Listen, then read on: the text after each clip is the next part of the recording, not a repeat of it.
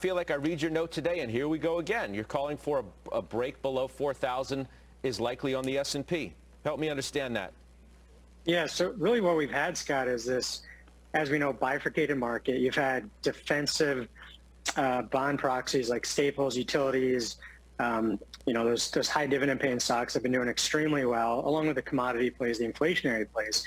And that's been the relative strength of the market. And then on the other side of the spectrum, you've had the high growth names and the deep cyclicals, banks, semis, software, home builders, those, right? And so the strong names have continued to get stronger, but they've gotten to a point now where they just, we really can't defend them tactically anymore. When you look historically, they're just so stretched relative to their 200-day moving average.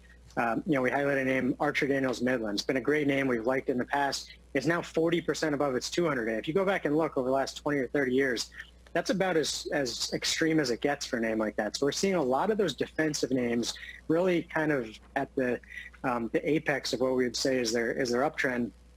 But then on the flip side, you're not seeing any of the beaten down areas really able to muster much of a rally. They have a bounce for a day or two, and then they give it all back. And so ultimately that leads us to the belief that the strong names are probably going to catch up to the downside to the weaker names, and that's really what gets your final capitulation on the index level. So you'd be a seller of some of the defensive names, the staples, utilities, and some of the other areas of the market that have really run hot? Selectively, we put out a note within the last couple of weeks saying to sell utilities. They haven't come down much, but they also haven't rallied much. And I think, there's almost you can win two ways in those sort of names, right? If things do improve a little bit, I think people, maybe let up the gas on the defensive plays, and they should underperform dramatically. But, what we think is going to happen actually is, if everything kind of gets sold, then those defensives ultimately do succumb. And you can see that throughout history, that defensives, people rotate into the defensives for as long as they can.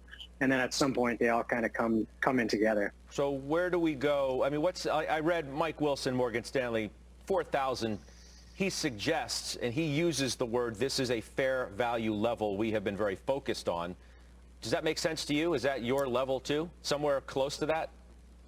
Yeah, we got pretty close there back in February, early March. I think when you look at, the internals and, really, again, we go back to those mega cap tech names, you're going to need to see that. I would also highlight healthcare, right? Healthcare, not talking about biotech, but we're talking about the big, liquid healthcare names. That's been an area that's quasi-defensive, actually hit a new high last week, but it's now down 4 or 5%. Healthcare is the second biggest sector in the market. And so, I think we're starting to see early signs of that coming to fruition.